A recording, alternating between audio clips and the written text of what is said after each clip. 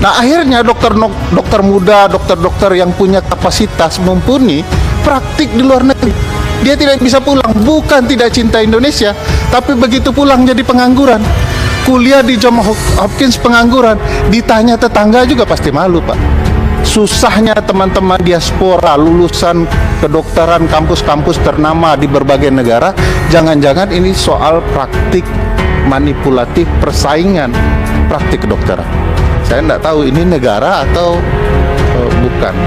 Orang sekolah tinggi-tinggi, bagus-bagus, diakui di luar negeri tidak bisa praktik. Ini karena ada persaingan subjektif dalam profesi. Orang baru diakui dan terkejut kalau sudah gempar dunia.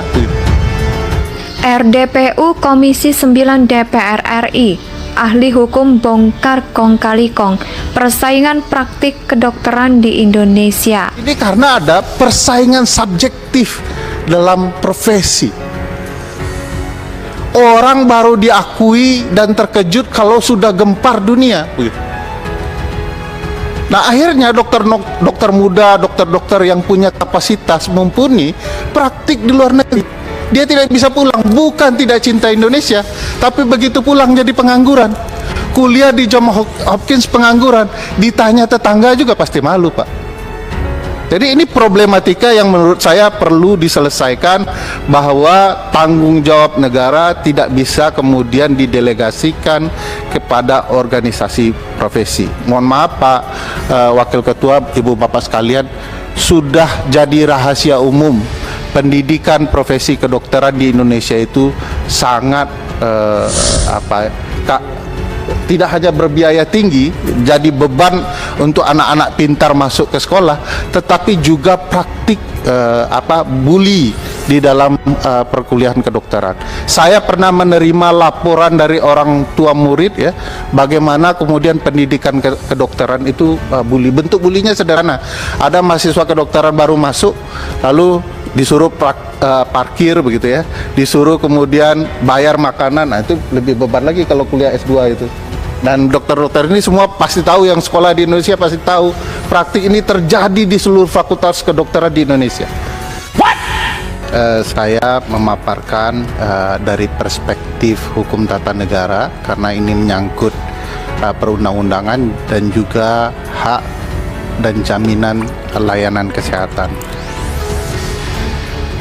Di dalam Undang-Undang Dasar eksplisit dijelaskan di dalam pasal 28H ayat 1 Undang-Undang Dasar 1945 bahwa setiap orang berhak memperoleh pelayanan kesehatan. Saya punya pengalaman, contoh beberapa hari yang lalu seorang teman tamatan luar negeri, Johns Hopkins, siapa yang tidak kenal, university ini di bidang medikal begitu ya. Di Amerika dicari dia itu, tapi di Indonesia tidak bisa praktik. Padahal di Indonesia sendiri sangat membutuhkan ahli-ahli dalam bidang kedokteran untuk bisa berpraktik. Nah, ini kan jadi aneh. Orang sekolah tinggi-tinggi, bagus-bagus, diakui di luar negeri tidak bisa praktik. Ada teman saya tidak tahu ini hadir atau tidak ya, dari Jerman. Dia tamatan sekolah di Jerman, kedokteran. Pulang tidak bisa praktik, akhirnya berpraktik di Jerman. Itu saya ingat betul kisah Profesor Patmo Wahyono ya, saya lupa persisnya, Profesor Dr. Patmo Wahyono. Beliau baru bisa dikasih gelar guru besar, bahkan ketika beliau ini mengejutkan dunia bedah kedokteran ya, karena membedah kembar siam dempet kepala pertama di Indonesia yang berhasil.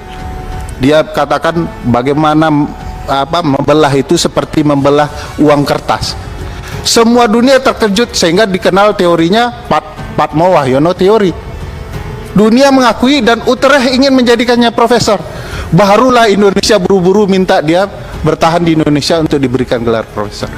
Nah, ada juga masalahnya di ujian kompetensi. Ini juga masalah tersendiri. Saya pikir nanti teman-teman kedokteran bisa bercerita lah ya. Aneh juga kalau saya cerita soal ujian kompetensi ini. Saya belum pernah dengar ada forum advokat ya di dunia saya yang susah praktik itu. Kalau ujiannya susah ada, tapi yang susah praktik ini tidak pernah saya dengar. Tapi di Indonesia terjadi. Bahkan mohon maaf, bukan tidak mungkin kalau ditelusuri lebih jauh, ya. Susahnya teman-teman diaspora lulusan kedokteran kampus-kampus ternama di berbagai negara, jangan-jangan ini soal praktik manipulatif persaingan praktik kedokteran.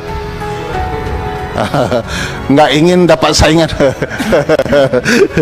Nah, itu perlu dilihat. Kedua, yang perlu dilakukan di perbaikan undang-undang ini adalah basisnya naskah akademik yang mumpuni. Ya, kita bedah saja undang-undang praktik kedokteran itu seberapa powerful organisasi profesi menentukan nasib dokter di Indonesia dan nasib orang yang menerima layanan atas kesehatan. Seberapa besar. Kalau terlalu besar, maka berlaku azas, namanya azas Lord Acton ya, bahwa power tends to corrupt, absolute power corrupt absolutely. Kekuasaan itu cenderung disimpangkan, kekuasaan yang absolut pasti dan pasti katanya menyimpang. Ferry Amsari, ahli hukum yang juga seorang dosen, membongkar adanya dugaan permainan dalam profesi kedokteran. Para dokter mudah susah untuk melakukan praktik karena akan dianggap sebagai saingan sesama profesi. Saya jamin terjadi di seluruh fakultas kedokteran di Indonesia, karena hampir fakultas kedokteran itu pernah melaporkan hak-hak konstitusional mahasiswa kedokteran kepada saya. Pernah diskusi soal itu.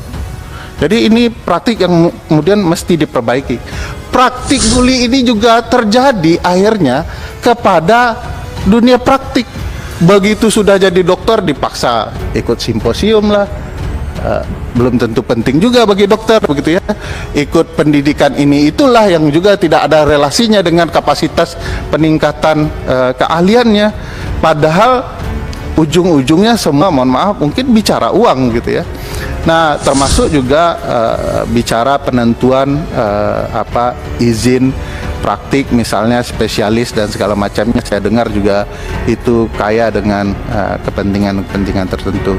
Kalau kemudian ada organisasi profesi yang powerful betul, absolut begitu ya, maka sudah bisa dipastikan pakai azas ini pasti ada penyimpangan di dalam.